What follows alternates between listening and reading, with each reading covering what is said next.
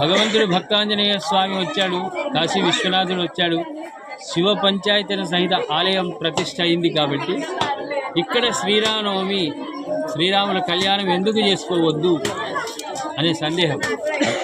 ఈ రోజుల్లో అలాంటిది రావడం అనేది మా వెలికట్టే గ్రామం చేసుకున్నటువంటి పుణ్యం.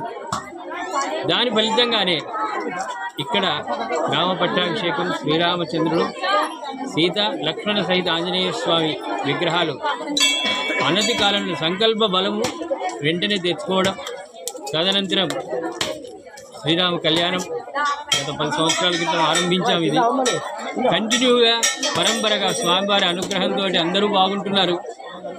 భగవంతుడి యొక్క అనుగ్రహం గ్రామస్తులపైన సంపూర్ణంగా ఉంది. కాబట్టి ప్రతి సంవత్సరం కూడా రెట్టింపైనటువంటి ఉత్సాహంతో కళ్యాణ కార్యక్రమం చేస్తుంది. అదేవిధంగా శివరాత్రి రోజు శివ కళ్యాణం కూడా చేసుకోవడం, శివరాత్రి రోజు శివ కళ్యాణం చేసుకోవడం కూడా మా ఎలిగట్టే గ్రామవాసులకు ఆ పుణ్యఫలం దక్కింది. చేసే యోగ్యం భాగ్యం నాకు కూడా కలిగింది. కాబట్టి ఇదంతా కూడా ఏదైనా ఈరోజు సనాతన ధర్మం అభివృద్ధి చెందాలి అంటే మన పిల్లలకు మనం ఇచ్చే గిఫ్ట్ ఒకటే. మన రామాయణ ఇతిహాసాల్లో ఉన్న గొప్పతనం మన పిల్లలకు చెప్పాలి. తల్లిదండ్రులు ఆచరించకుంటే పిల్లలకు తెలియదు, వాళ్ళు ఏం చెప్పలేరు భవిష్యత్ తరాలకు. ఇటువంటి కార్యక్రమానికి పిల్లలు పెద్దలు అందరూ వస్తే ఇంటికి వెళ్ళాక అడుగుతారు, సీతమ్మ రాముడికి ఏమవుతుంది, పక్కన ఉన్నాడు లక్ష్మణుడు ఆయన ఏమవుతాడు, మరి ఆంజనేయ స్వామి ఈ పక్కన ఉన్నాడు లగ్గం చూస్తున్నాడు ఆయన ఎవరు అంటే తల్లిదండ్రులు చెప్తారు. వీళ్ళు రామాయణ ఇతిహాసం. సుందరకాండలో ఆంజనేయ స్వామికి ఎంత విలువ ఉంది. ఆయన చిన్నగా భక్తకోటి ప్రేక్షకులకు చెప్తున్నారు. సుందరకాండ ఒక అద్భుతమైనటువంటి కథ. అది రామాయణంలో ఆంజనేయ స్వామి తన బలం తనకు తెలియదు.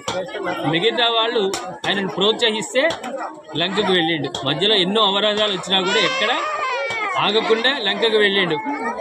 లంకకు వెళ్ళి సీతమ్మని జాడలు తెలుసుకున్నాక సీతమ్మ దగ్గర కూర్చున్నాడు ఈయన.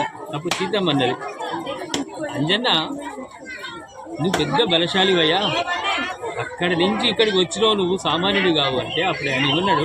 పక్కన రాక్షసులు ఉన్నారు, వింటున్నారు ఒక చెవు వేసి. జనరల్గా మనకు కూడా ఇద్దరు ముచ్చట పెడుతుంటే మూడోసారి చెవు వేస్తాం మనం ఏందో అని. రాక్షసులు అక్కడ వింటున్నారు. ఈయన ఏం చెప్పిండు, అమ్మా వచ్చి మా దగ్గర ఉన్న వాళ్ళలో అతి చిన్నవాడిని నేను, అతి బలహీనుండి నేను. అక్కడున్నారు నాకంటే లక్ష కంటే కోట్ల బలశాలులు అక్కడ ఉన్నారు అని చెప్పారు. అక్కడ 2 విధాలు. ఒకటి, తాను గొప్పవాడిని చెప్పుకోలే ఆంజనేయ స్వామి. రెండవది, రాక్షసులను భయపెట్టాలి.